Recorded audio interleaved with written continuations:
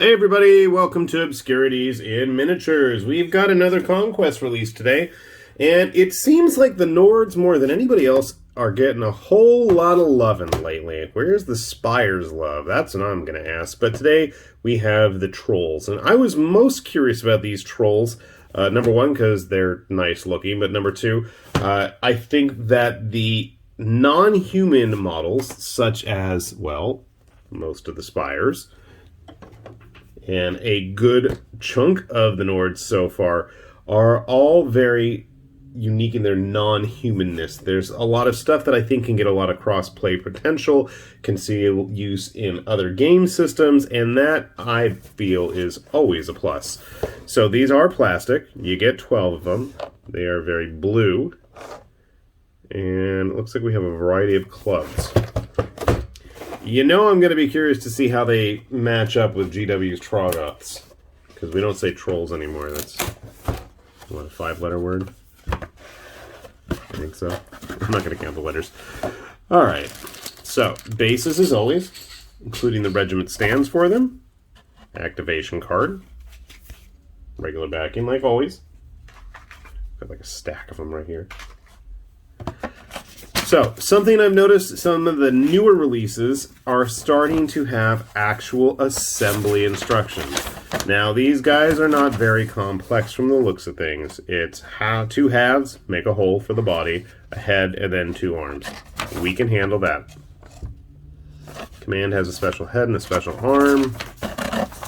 And then it looks like the Bannerman is going to be, has a little bit more involvement. So here we have a picture of the basic sprues.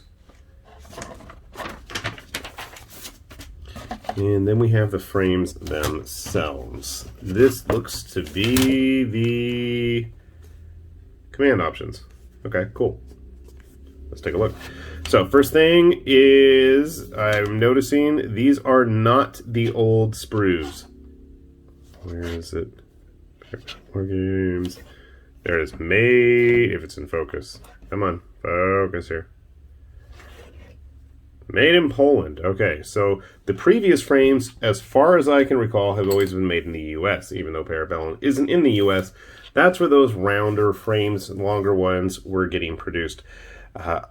First of all, biggest plus in my book, check these out, much smaller contact points. You can actually remove things from the sprue. Yay! It also feels and looks a lot sharper, at least to my discerning eyes. I could be wrong, but it certainly looks that way. So again, this is the command sprue. Toss that to the side and dig into the actual box. So remember, you get 12 of these and 12 models in here, not 12 sprues. Here's something floating around in there. Alright, so we have 2 halves as always. I don't know which is which. Actually, I see... Looks like we have 6, so 3 and 3 again. Okay. Fair amount of options. Looks like we have about 5 or 6 different close combat weapons. Carrying what looks to be a possum or a shrew with him. It looks like those are keys. They've attached keys to the club. Okay. Why not, right? Is that the front or back of the head? I'm not sure. Maybe that's command one? I don't know.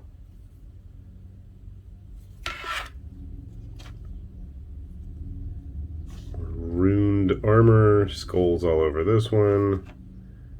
Again with the keys. Maybe I should paint some up with some fire slayers. I don't know. I almost wish we had some keys laying around on the sprue now. Okay, so we get 3 of those, and then the other sprue is going to have a whole bunch of head options. Interesting. Looks like we have about 5 or 6 different heads on this one, and then the one masked version on that.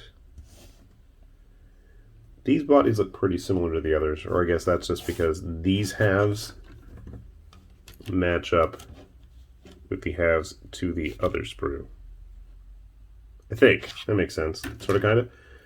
And then we have, okay, we have all of the left arms and yet another weapon option. He is missing his hand. It's been broken and you can see the bones jutting out. So I'm assuming that these trolls are going to have their typical regenerative abilities. So that's what's going to go on there. I think this and on the other sprue we had like the back half to some of these heads. Odd, because there's only like 2 sets of hair like that. Alright, fair enough. So again, pretty curious to see just how these are going to turn out. They definitely look like they're going to be taller than an average human, even for Conquest. Here's a raider. And you can see without a head, it's already at least a head or 2 taller than him.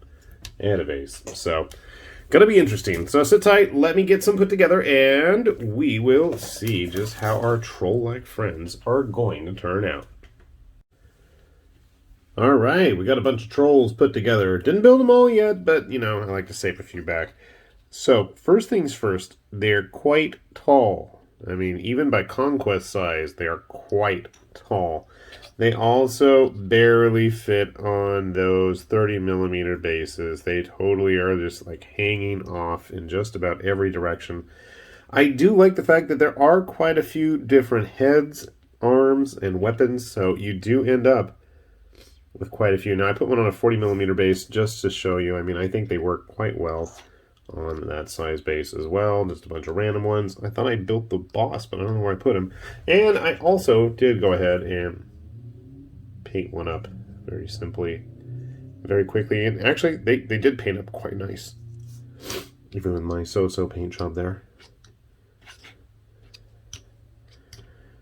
So, I think these guys are a really nice kit for a whole lot of different purposes. Obviously, you can use them in Conquest, obviously in First Blood as well. That's the skirmish version. But, well, they're not as big as the Troggoths. I mean, that's obviously the thing that's probably on a lot of people's minds. Trolls, Troggoths, is it a cheaper alternative than GW? Well, yes and no. Obviously, they're not as tall as one, but you do get quite a few in the box. You get 12 of them. Could you definitely build up units of them for other games? Absolutely. Grabbing our Inquisitor friend here, you could see, especially with them on 40mm bases, I think they are quite the imposing opponent. So, I think with a little bit of creativity, and especially if you wanted to go and use them in like a multi-based type scenario, I think you could probably get away with building quite a few units out of these. See, they're not as big as like the brutes on the larger bases. They're still basic infantry. Grabbing a couple other models, just to give you guys a good sense of scale here. This is a Nords human, one of their raiders. You can see he is definitely dwarfed by his friends there. Grabbing another human from the Hundred Kingdoms, one of the starter set mercenary men-at-arms guys. Yep, definitely an imposing group there. Grabbing a Spire's Assault Preceptor, I believe they're called. He's not as intimidated, but then again he has 4 arms and a whole lot of weapons. So, the only one I think who's going to be able to really give them a good run for their money is our lonely Wadroon, Scion of Conquest here. He's definitely got almost as much bulk as them. They may be a tad bit taller, but you know what? Once his buddies show up, all bets are off. I mean, you want big muscular ladies on feathered dinosaurs? Yeah. Why do you want to have a bunch of smelly, greasy ogres and trolls? You know, a bunch of fat dudes hanging around. No, thank you. Tropical jungle girls with thighs bigger than my head, riding dinosaurs, carrying giant spears. That's where my faction will lie. So yeah, definitely I think size-wise, really cool kit. It's just, I think if you were going to use them for anything other than Conquest, you might want to get creative with how you're going to base them. Obviously 40mm are a great way to start. You can probably get away with them using a whole lot of other situations. Heck, 15mm, they're going to be absolute giants. I mean, just sheer giants at that point.